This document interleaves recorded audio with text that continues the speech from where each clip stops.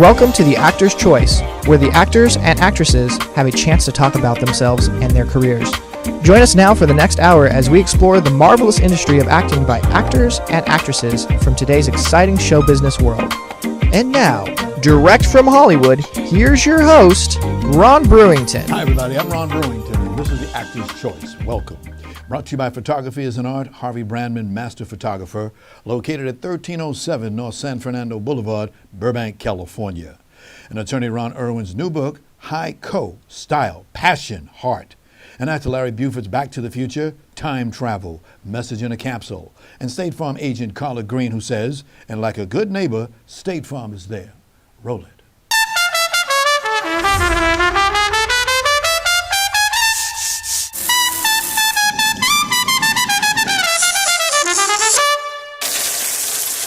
This is our place.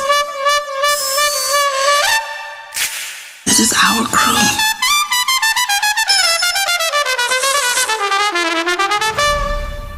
I'm gonna take care of all of us. Ladies and gentlemen, you've just seen the results of work completed by our first guest today. She makes black comedies that are historically bent, totally perverse, joyfully irreverent, and concerned with issues of identity, pop culture, and contemporary American society. Whew, that's a mouthful. Ladies and gentlemen, please welcome Sigrid Gilmer. Thank you, Sigrid. Thank you so much for coming down today. That's a lot of work you've done there. And that's one of your projects that we just saw. Yeah. Tell us about that project, please. That is Claws. It is on TNT, and it is, I'm one of the writers for the show. But now there's first session and a second session. Which one were you in? This is season three, which is going to be premiering in June. And I was writer for season 3 and then for season 2 as well. Wow, got your hands in there. How do you get ideas for a show like that? Well, I didn't create it. The creator of the show, Elliot Lawrence, is the one who came up for the idea of that. And we basically sit in the room and kind of flesh out his ideas and bring story and make up stories. Wow. Yeah. Because Niecy Nash, she plays a hell of a role. Yeah, she does an amazing job. Yes, she does. Amazing job. It's amazing to go from being the wife of a preacher to being a murderer. Quite a role. Now, where are you originally from? I am originally from Pittsburgh, California. Pittsburgh, Pennsylvania. No, California. Pittsburgh, California. There's a Pittsburgh, Everybody California? does that. Yes, there is. As the words of my brother, excuse me. Yes, it is. There is.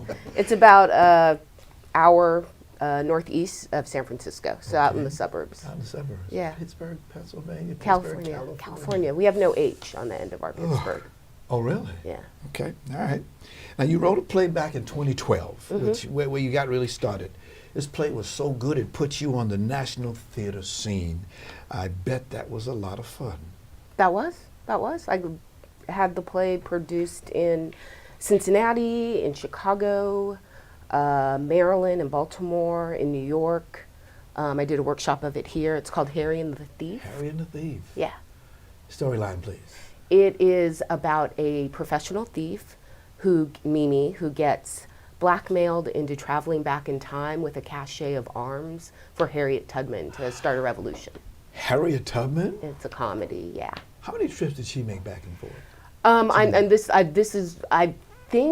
I want to say 700, but I think I might be mixing that up with the number. I think it's either 300 or 700. I don't know exactly. But it was a lot. It was a lot. It was a lot. How about that? It was a lot of people. She could certainly have used some weaponry, couldn't she? She could have. It would have made a lot of difference. Things might be different. Like I said, I hate to tell you this in front of everybody, but my favorite 4-letter word is idea.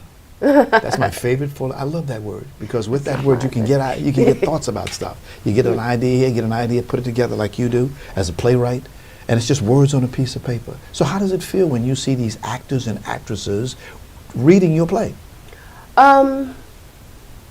It's a mixed thing. It's exhilarating. It's also a little nerve-wracking. It's a little surreal because it exists in my head first, and so I know it in a certain way. So to see it realized in 3 dimensions in like human time and space is quite odd. But it's exciting. It's nice because the the play becomes separate Yes. from yourself, Right. becomes something outside of me. So that's really exciting. And to see other people put their artistry and talent into something is remarkable. Did you take your mother and family to see the plays? Yeah, my parents have. My parents did see all of my plays, even from growing up. They were really supportive. And their thoughts? Huh? And their thoughts? Both my stepdad and my mom are both deceased, so they don't have any thoughts anymore. But when they were still around, they were always supportive. They liked my stuff. They had good senses of humor. What do you do to keep the brain current, and keep it active, to get ideas? What do? Do you go places, visit things? I read a lot. Okay. I read a ton. I watch a lot of TV, watch movies. I listen to music. Yeah, basically that. Yeah, I just try to just follow my instincts and follow what I'm interested in, and just kind of go that way. So I get the flavor that you haven't had the play yet. The play, the one that you've wanted of all time. You haven't had that play yet, have you? What, the one play that Yes. that you've always wanted, but you haven't had it yet. I don't know. I don't know if it's out there. Who knows? It's in here. Maybe. Yeah. We'll see. I hope to write lots of. I hope to write till I die. So I hope to have a lot of plays. So they're all the one. You know, they're all in that moment in time. They're all special and what they're supposed to be. And ones hopefully, knock wood, will keep coming. Knock wood. Hey, knock wood. God bless you for what you've done. You've put a lot of. You only have four IMDb credits. In a short time, you've made a lot of success in a very short time. Well, thank you. Yes, indeed, indeed. And when you went to school where? I went to 2 schools. I Okay. have a BA in acting directing from Cal State LA, Okay. and then an MFA from Cal Arts. Go ahead, girl. MFA. Yeah. Yeah. Go get that PhD. Yeah. I don't think academia is for me, but You never know. I've had enough schooling. But the MFA program was at Cal Arts was really great. I studied with Susan Laurie Parks, and it was a really small program, and I'm still tight with most of the writers that were in that program. Gotcha. Yeah. Who are some of the famous poetess and playwrights that you admire? Boy, that's a toughie. There are a lot, there are a lot of people I sort of gravitate towards. Off the top of my head, I always try to think of a play that's been significant to me is, oddly enough, Our Town. Okay. Yeah, for some reason that play has always spoke to me and is always something that I kind of go back to when I'm writing, when I'm thinking about work. Let me think, who else? Tennessee Williams, one of my favorite. Oh man, this is a hardie. Trying to think of poets that I like. I had a beat phase. I was really into the beats, Amiri Baraka, those guys. Yeah, those. I'll stick with those for right now. Yeah. I'll just stick with those for right now. All right. I'll follow that question with this question. Please, this is the question I have to ask you. Okay. What do you do when you get writer's block? Oh, this is arrogant. I don't get writer's block. Go ahead. Get arrogant. I don't get, Right. I try to write almost every day, and sometimes it goes really good, and sometimes it goes really bad, but sometimes it goes bad, and you just show up again the next day, and Gotcha. start again. It just doesn't, my brain doesn't work that way. Okay. Can you ask me the same question, please? What do you do when you get writer's block? When I get writer's block, I sit there, look at it, pull my wallet out, look at the wallet, and keep on going back to it. Yeah, that's the other thing. Yeah, when you're doing it for, when it's Gotta very, get that money, yes. Right. That is the motivation. Oh, yes, the to big that motivation, balance. yes. My favorite color, green, yes. Now, 3 years after your first play, 2015, you got started with movies. Excess Flesh was the first movie. You got your first IMDb writer credit. Yeah. It's a movie I wrote with Patrick Canale, who's an amazing director and theater artist, and we co-wrote a play together, Patty the musical, and so we decided to collaborate on this film, and it's a horror movie. It's a horror movie about a woman who is sort of dealing with self-esteem issues that go horribly, horribly wrong. Go horribly, horribly wrong. And it's sort of just a meditation about the pressures that women are under in terms of their appearance and how that essentially can drive a woman mad. Yes. Can drive a woman mad, Yes. yeah. And the horror of that, the horror of being a woman in society. Yeah, it is. Yeah. Guys whistle at pretty ladies, don't they? They shouldn't, because that's foul. Okay. That's foul, yeah. We're people. We're people, right? We're people. Right. We like to just like live our lives. We're not here just for men to look at. I know, it's weird. It's weird. We have our own desires and our own interests in the world. It's Go, lady, crazy. go. Yeah. Yes, yes. Yeah. 2016, you tried a TV miniseries documentary short, We've Been Around? And that was with the director Reese Ernst, and it was about looking at different famous trans people in history. Okay, Yeah, that was really fascinating and lovely to work on, and Reese is really brilliant. okay. 2018 to 2019, you did a movie called A Series of Unfortunate Events. What a title. It's a TV show for Okay. Netflix, and it's based on the books by Lemony Snicket. And so it's a series of children's books about these very unfortunate orphans who are being pursued across the world by an evil count who wants their fortune. It was awesome. Awesome. Yeah. I saw the trailer. It reminded me of the Addams Family. Yeah, well, Barry Sonnenfeld, who's one of the executive producers and directors, directed The Addams Family, the first one, so that just Put his signature on it. Yeah, yeah. So it's very dark and very lovely and twisted. Wow. Yeah. Guess what? What? We got a short clip. Can you roll it? Yeah, I want to see. Baudelaires? Where in the world have you been and how did you get here? It began when our parents told us to take a rickety trolley to Briny Beach. I have some very bad news for you, children. Your home was destroyed and you're orphans now.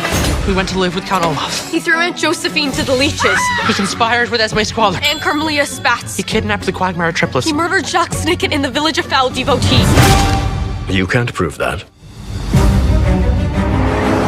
Baudelaires, I need your help. This is the most important mission in VFD history. Let's not hesitate. Aye, aye. You disappoint us, Olaf. The Baudelaire fortune is small potatoes. No, I'm pretty sure it's money. Your submarine's ready. I will end VFD once and for all. Come to Papa! Wow, that was nice. Yeah, thank you. Very quick action. A lot of action in there.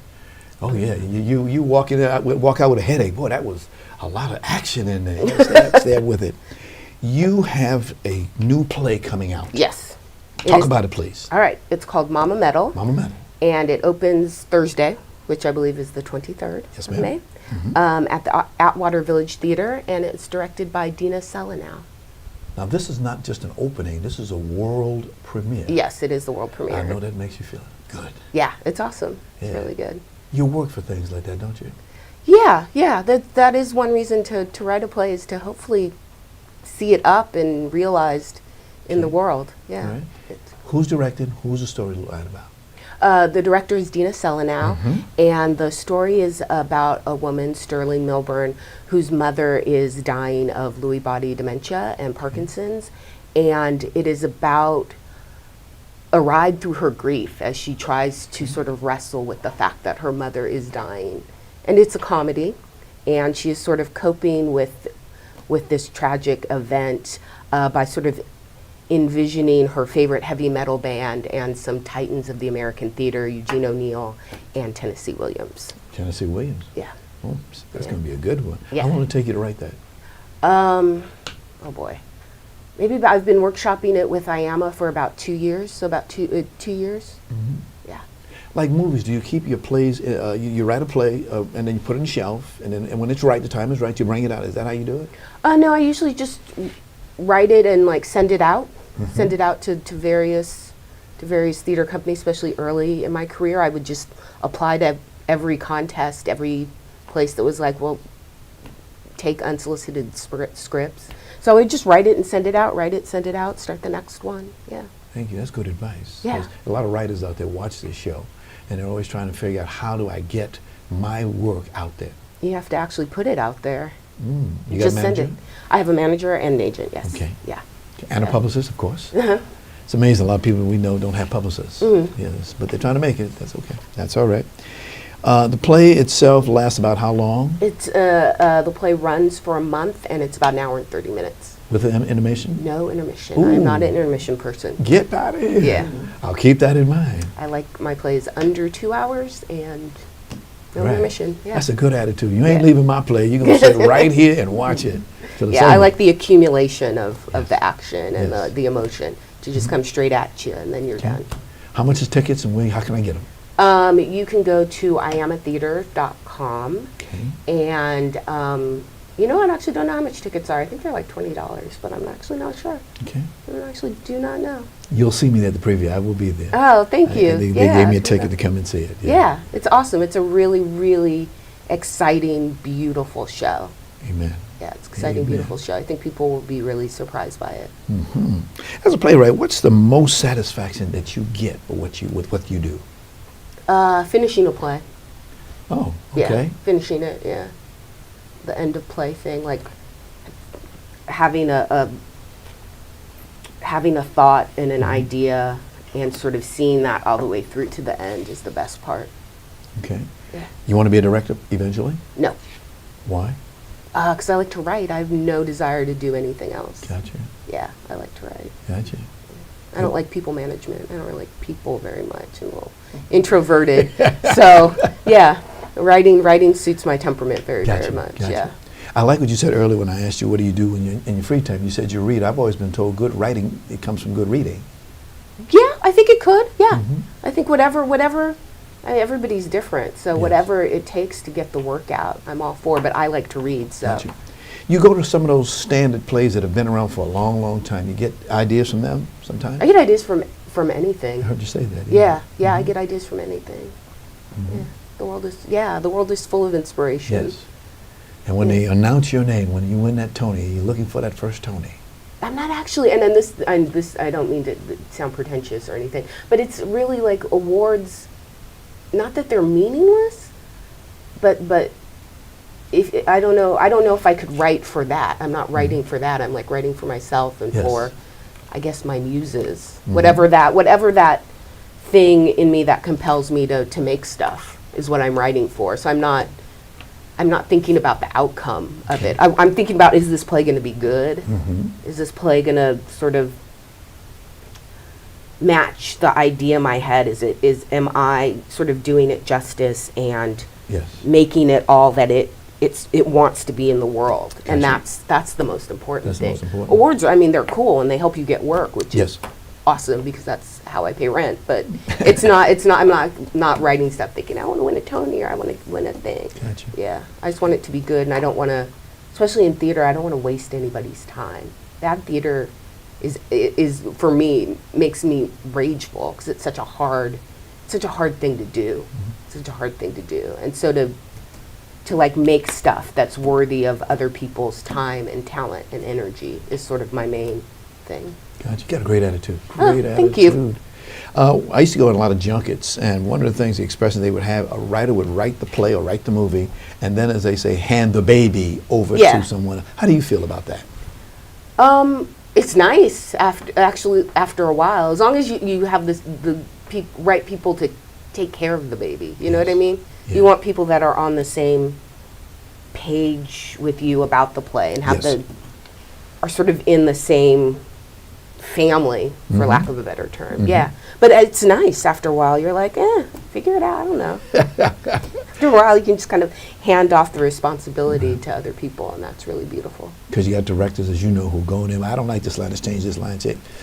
Hurt you right here, doesn't it? Yeah, that is not, and I actually, knock wood, that's not wood, but we'll pretend. I haven't worked with those directors. I've always had directors that are really respectful and like the play, come in liking the play, which is Gotcha. important. Okay. One more time, can you tell us the date, place, and time of your play? Yeah, so the play is Mama Metal, and it's at the Atwater Village Theater. It opens May 23rd. I'm just going to look at the paper for a That's second, okay. because That's all I right. was trying not to look at It's on the it. second page. All right, yeah, thank you. Yeah. There we go. I know who it's written by. So it's Mama Metal. Mama Metal. May 23rd, it opens. It runs to June 23rd. It's at the Atwater Village Theater. Address? Oh, yeah, I was going to say. Okay. So it's 3269 Casita Avenue in Los Angeles. Okay. And, yeah, so Mama Metal, May 23rd, Atwater Village Theater. Yes. I am a theater company producing. Dina Senlau directing, world premiere. Come see it. Hey, may I have your right hand, please? Yes, I had to think about that. It's so horrible. Hold on to that for good luck. That's my trademark for good luck. Okay. Okay? And do me a favor, always, the ladies, we always bring up your Oh, flowers. For the thank ladies. you. Thank you very always much. Always a pleasure. So nice. Again, thank It's you so so nice much to for meet stopping you. by. Thank you Thank for you, having publicist me. Lucy Pollock, and we'll see you at the place. Okay. Thank you. All right. Our next guest, she's not physically here in the studio with us. I met her a couple of days ago at the California African American Museum. Her name is April Rain. She is visiting us from, she lived, there's a picture of me and her right there, you just missed it. She lives in D.C., she's visiting here in L.A. She has a renowned reputation as what they call an outside agitator. Now this agitator, she's the one who challenged the lack of representation of people of color and marginalized communities since 2015. She calls her group Oscars So White. Roll it. Oscar So White remains relevant to this day because until we are no longer talking about the first black cinematographer, the first marginalized anything, there will still be more need for diversity and inclusion within the entertainment industry. What still has to be done, work that you need to do? The work that I need to do is continue talking about the underrepresentation of marginalized communities in entertainment, and then what the industry needs to do is to change the gatekeepers or make them more open-minded so that more opportunities will happen for those from traditionally underrepresented communities. You say you're an outside agitator. Could you explain that, please? Sure. I am not part of the entertainment industry. I do not work for any particular network or studio. I consult with them on an outside temporary basis as necessary, and I think it's important that we have both outside agitators, people who are knocking on the door, kicking the door down, which I think sometimes helps those people who are inside who know what the issues are but need to show that there are people who actually care about these issues, and those people are the ones that are essentially paying their paychecks. Most black actors and actresses that I know don't even worry about it. They say, look, don't give it to me because I'm black, give it to me because of my work. Your thoughts? I think that's exactly right, that people should receive praise and validation for the work. The issue with that Oscar So White brings to the forefront is that not enough people are seeing the work because people are not getting those.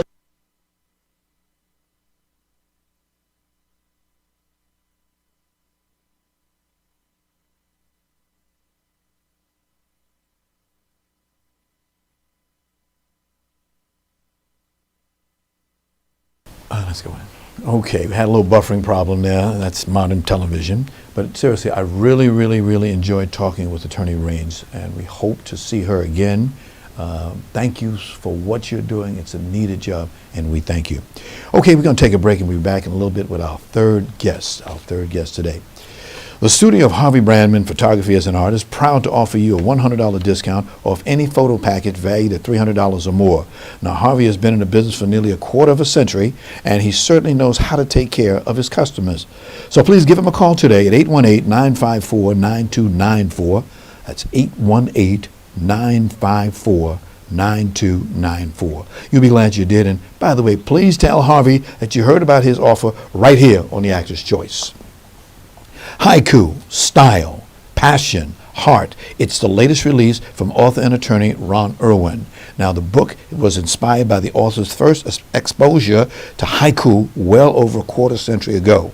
This experience produced within him a deep passion to experience Asia, for which he later did as a U.S. Marine. The book is available in paperback at lulu.com. That's lulu.com. And Irwin says he'll give 20% of his net book sales split evenly between the veterans of foreign wars and Vietnam veterans of America. Book to the Future, Time Travel, Message in a Capsule. It's a new book from author Larry Buford. It's a historical and faith-based account of how what we do and follow today will affect us tomorrow. The author also calls it an adventure for those who want to travel back through time. The book is now available in paperback for only $17.95 from Amazon, so please get your copy today. And now, a word from State Farm agent Carla Green. Roll video.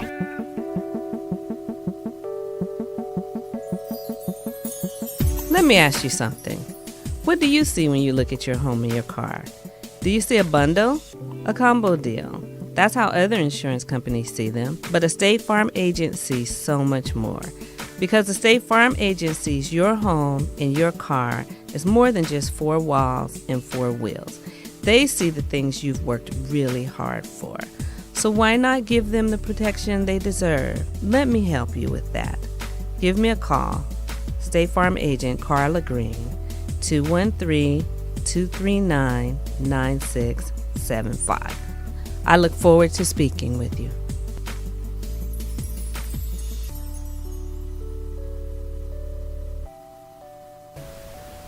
Thanks, Carla. And like a good neighbor, State Farm is there. For more information, call 213-239-9675. That's 213-239-9675.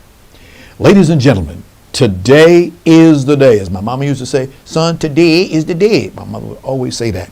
It's the day when we announce the winners of the Actors' Choice giveaway. Now, first, we want to sincerely wish to thank all the people who entered the contest, answering questions about various entertainment headlines, actors, films, TV shows, and guests on this show. So, without further ado, our third prize winner, Shima Jones Strickland of Los Angeles, California. Our second prize winner, Sammy Chang of New York, New York. Drum roll, and the grand prize winner, Paula Amir of San Luis Obispo in California. We congratulate all the winners. Keep watching us for more prize events. We got a few on the stove that we're looking at. And remember, the Actors' Choice, we thank you, because without you, we're nothing. Ladies and gentlemen, if you've never seen the hit play, Just Old Men Talking, well, here's the final chance to see this award-winning play by Grady L. Mackey III. Directed by my old friend, Sharon L. Grain, Just Old Men will be seen on Friday, Saturday, and Sunday, May 24th, 25th, and 26th at the Willie A.G. Playhouse inside Inglewood's Edward Vincent Park. For more information, please call 310-412-5451. That's 310-412-5451. Thanks. And if you want to put something on our show about what you're doing, just let us know. Call me at 323-533-1036. Our rates are very, very choosy, very interesting. They're not high, but at least give us a call. That's 323-533-1036. Thank you.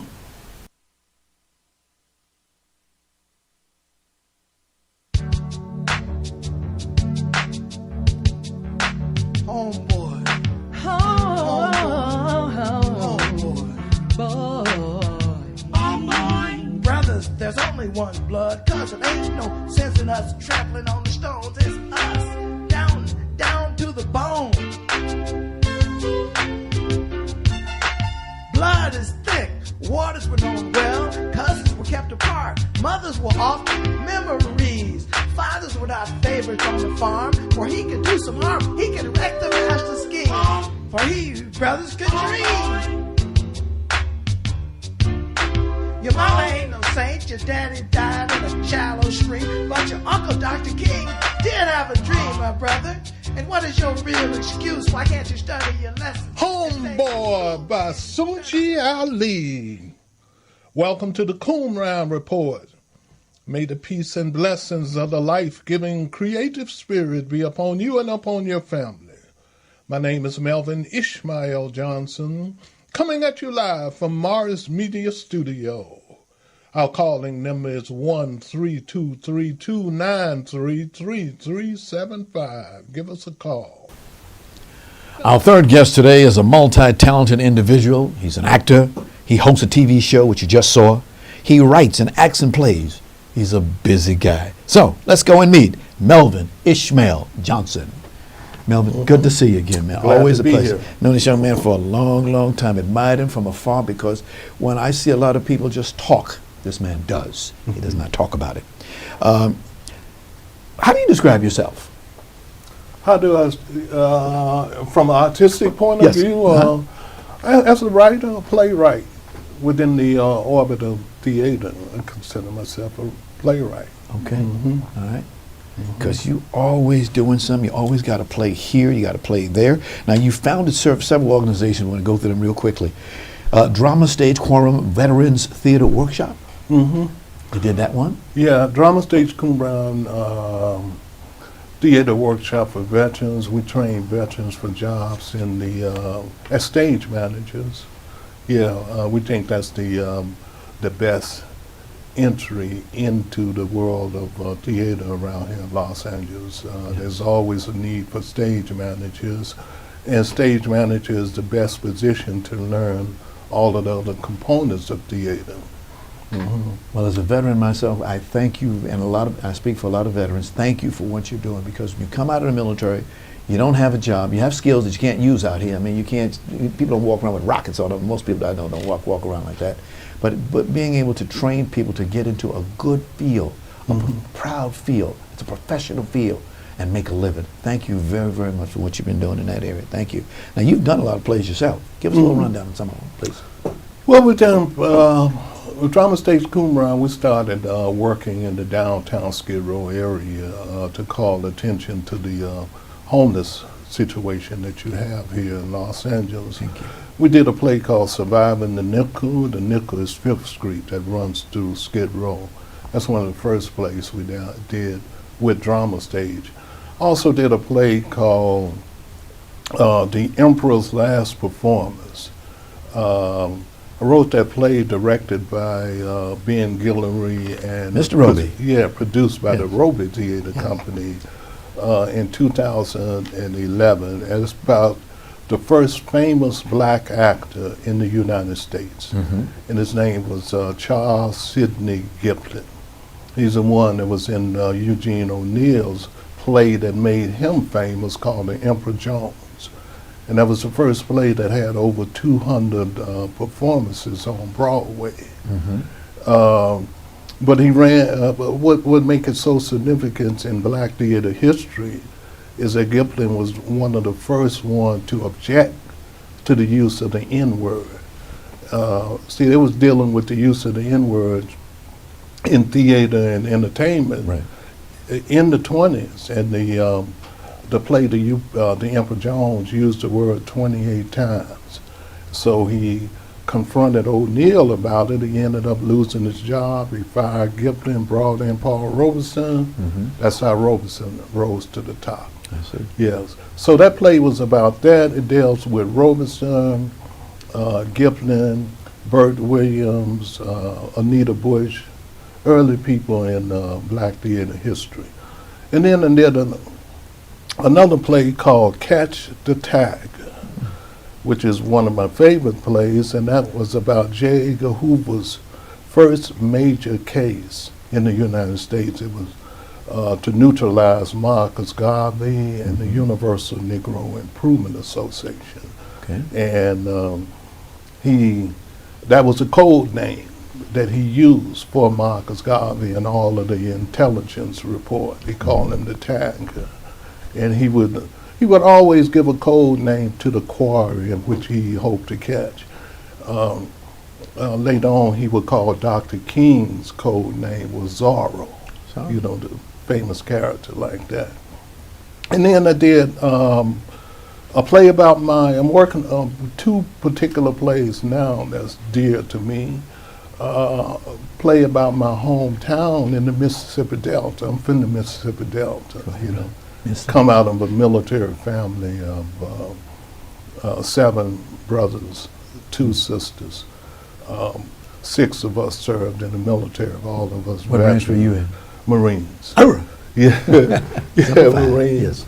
During the Vietnam period. Yes. I did a play about my hometown historic high school called Coleman High School. And it was one of the high schools in which 2 major events happening in history. Number one, it was a high school. It was the high school and town that were responsible for the majority of African Americans moving from the Republican Party to the Democratic Party, about what happened down there. And it also laid the foundation for what is known as the Coleman Report. A lot of people have never heard of that. That laid the foundation for desegregation all over the United States. And then the play that I'm working on now is about who I consider Los Angeles' greatest playwright. And they realized that later on. Yes. It's a brother named Lynn Manning. And he founded the Watts Village Theater Company here, wrote 19 plays, all about Los Angeles. Wow. Mm-hmm. There's a uniqueness about Lynn Manning. Can you talk about that for a second, sir? The uniqueness about Lynn Manning was the fact that he was a blind playwright. Yes, he was a great artist all the way up until age 23, and he got shot by a stranger at a bar in Hollywood. And after that, he remade himself, became a great poet, playwright, actor, won all kind of awards, founded the Watts Village Theater Company, yes. which I thought was what make it so important is at that particular time, Lynn was, and Quinn Drew and others was trying to create a harmonious relationship between the Hispanic population and the African American population of Watts. Mm-hmm. I spent a little time with Lynn. I would drive him from where you guys at or drive wherever he wanted to, take him to his hotel where he used to live at, and just talk with him. He had such a mind, such a mind. Mm-hmm. God, I'm sorry he's gone. Yeah. Yes. Thank you for doing that play. Now, speaking of Lynn Manning, there is another event coming up in June. Can you tell us about that, sir? What's coming up in June is known as the Hollywood Fringe Festival. This is where they have numerous plays all throughout Hollywood. And our play is called A Voice from the Village. That's the name of the play about Lynn Manning. And we have 5 performances at the New American Theater. Yeah, which is up in Hollywood. Right. New American Theater up in Hollywood, 1312 North Wilton Place up in Hollywood. Thank you. We have 5 performances there starting June the 14th, 15th, 16th, 21st, and 22nd there. Mm-hmm. All right. We got a little video, a little teaser. We'd like to show it.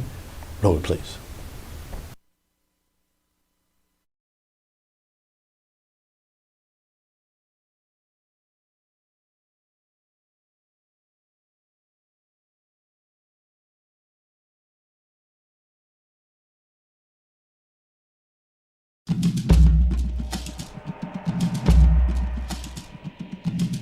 Quick change artist extraordinaire. I whip out my folded cane and change from black man to blind man with a flick of my wrist. It is a profound metamorphosis from God-gifted wizard of round ball dominating backboards across America to God-gifted idiot savant composer pounding out chart busters on a cockeyed wind. From sociopathic gangbanger with death for eyes to all-seeing soul with saintly spirit. From rape-deranged misogynist to poor motherless child. From welfare-rich pimp to disability-rich gimp. And from white man's burden to every man's burden. It is always a profound metamorphosis, whether from cursed by man to cursed by God, or from scriptures condemned to God ordained. My final form is never of my choosing. I only wield the wand. You are the magicians.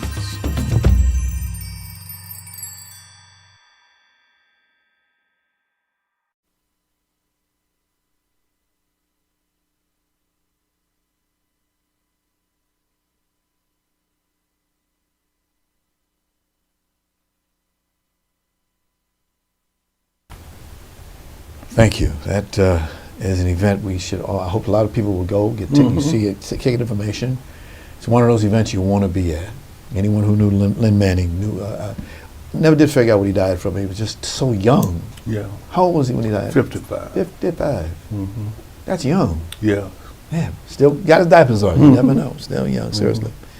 Oh, well. You developed the anti-violence situation coping group.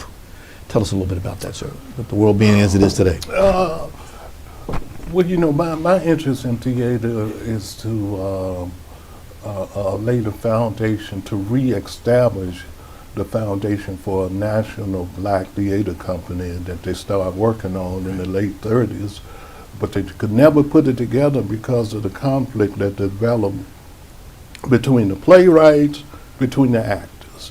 Actors thought it should be built around the actors.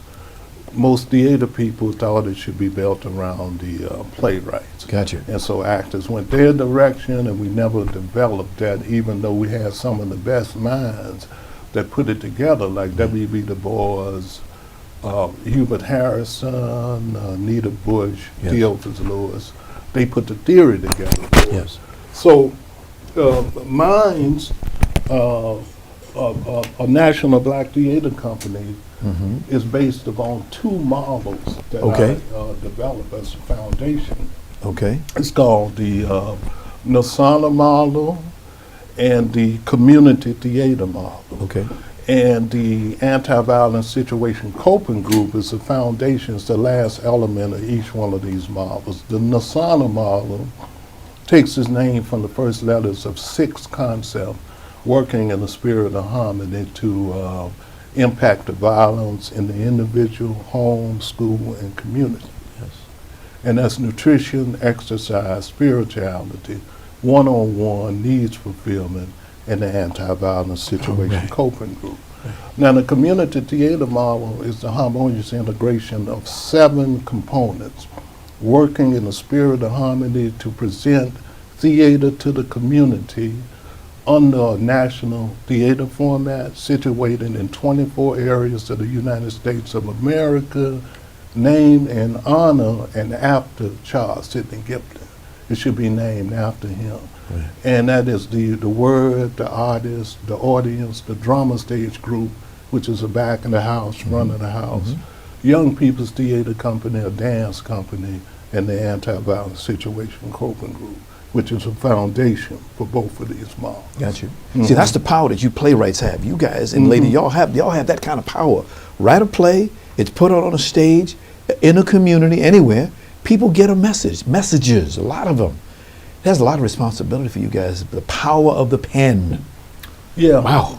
And well, the major weakness is the reason that we've never been able to achieve that goal since the late 40s is because at that particular time, you had 2 strong organizations. You had the Black Theater, which was emerging, and you had the Black Church. But see, the Black Church is a decentralized organization. Right. And the Black Theater is based upon centralization, Right. Which equates to unity. Right. And there's a big need for that because all over the country, especially in black communities, areas like Los Angeles, a big need for after-school programs. Yes. As an extension of the whole educational system that we have here in Los Angeles. Yeah, and that's the missing element from that national company. If we had had that national company in the 40s, if they had went in the right direction, then we would not only would we be writing our own stories, but we would have a stronger impact in all of the other media, television, stage, etc. The emerging things that we see happening on the web now. Amen. We've been right in the middle of that. Right. Amen. And you can't be right in the middle of that Right. unless you create your own stories about your own community. Right. And see, we haven't been able to achieve that yet. Right. He's been on his show, James Burks, I'm talking about the Vision Theater. Right now they're going through a massive renovation. And what they're planning, I'm on that committee, what they're planning to do every year that the National Black Theater Festival is not happening, they're going to have another festival. So every year you have a continuation of black theater, a continuation all the time. And it's people like yourself and Sigrid and other people who work definitely hard to get that information out there. I can't say a lot. I just got a few more minutes. How do you get financial assistance for all the projects that you do? We believe what I do is it's something like, one of the early founders in Los Angeles was a lady named Betty Mason. Betty Mason, the first black millionaire here, ex-slave. And she had this whole thing about you can start off with the hand like this, but somewhere down the line, you got to flip that hand over all these nonprofit organizations, they stay like this. You somewhere over a period of time, you got to flip it over, so you're doing that to the community. So we're not interested in grants. I figure one of the reasons in developing these two models is to become self-sufficient and to help support help the drama part of it, support the social Qumran part of the community. Yes. You know, so we don't even reach. I think that's a drawback to be. It's an extension of the welfare system to me. Gotcha. You've been in this business a long time. Talk about some of the changes that you've seen in the business itself. In theater? Yes. Well, I think the biggest business that we're seeing in theater is something that go all the way back to what Carter G. Woodson said in his great book, The Miseducation of the Negro. It's a stratification. We keep losing this. Okay. I'll hold it for a while. Okay. It's a stratification between the upper elite in the black community and the masses of community members. And I think we really see that in Los Angeles because we got that big problem down there called Skid Row, you know, with 90% African American, you know, in the city, wealthy city like Los Angeles. We got to figure out some kind of way for the elite in this country, in this city, the black elite, to solve that problem. And it's up to the black elite to be at the forefront of solving what's happening in Skid Row. But that's the biggest change I've seen. I've seen them move into different directions. You know, that elite, small elite, get richer and richer, and they move farther and farther away from the masses of the people that they're supposed to help. Okay. One more time, can you tell us about the upcoming event? The upcoming event is about Lynn Manning, Voice from the Village, coming at the New American Theater, Friday, June the 14th, Saturday, June the 15th, Sunday, June the 16th, following weekend, 21st, 22nd. Excellent cast, Gary Robinson, Jonathan Wynn, Charlotte Plummer, great dancer, Charlotte Williams, and Raquel Russell.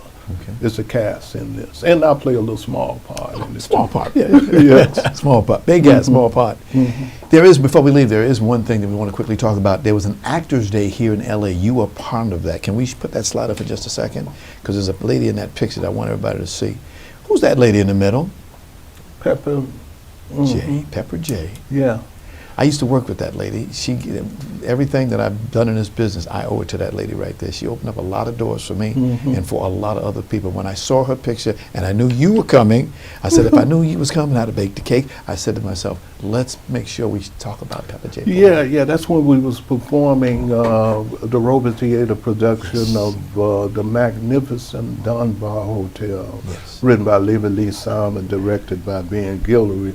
I had a part in there. I played Lennox, the bartender, in that. Really enjoyed it. And she came out and made a little short film, interviewed everybody. It was a great experience. I owe that lady a lot. Every time I see her, we've had her on the show a couple of times, and just a marvelous, marvelous. She's living near Las Vegas right now, we keep in touch. We still keep in touch, but that's the lady who opened the doors for me. You know, one of the things, and I'm glad that people can hear us say this, because it's people who know people in this town. It's who you know in this town. You got friendships all over the place. You know him, you know her, she knows you, who knows somebody, and that's how we make it. That's what I love about this business. So when we do this show, The Actor's Choice, it gives us a great opportunity to let people know about what's in the community. Can I have your right hand, please, sir? I'd like to once again give you one of those silver dollars. Hold on to it for good luck. I'll hold on Melvin, to it. I love you like a brother, man. Thank you so much, Sigrid. Thank you so very, very much for coming down today. We really, really appreciate it. Thank you so very, very much. I want to say thank you to, where's those guys I want to say thank you to?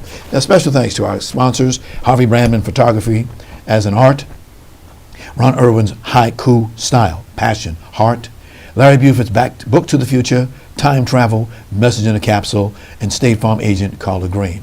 Much, much thanks to our guest today, playwright Sigrid Gilmer, Oscar So Wright, April Rain, and actor, writer Melvin Ishael Johnson. Love to have you all back again, and thank you so much for coming today. And thanks to our ever-growing audience, because without them we wouldn't be who we are today. Take care.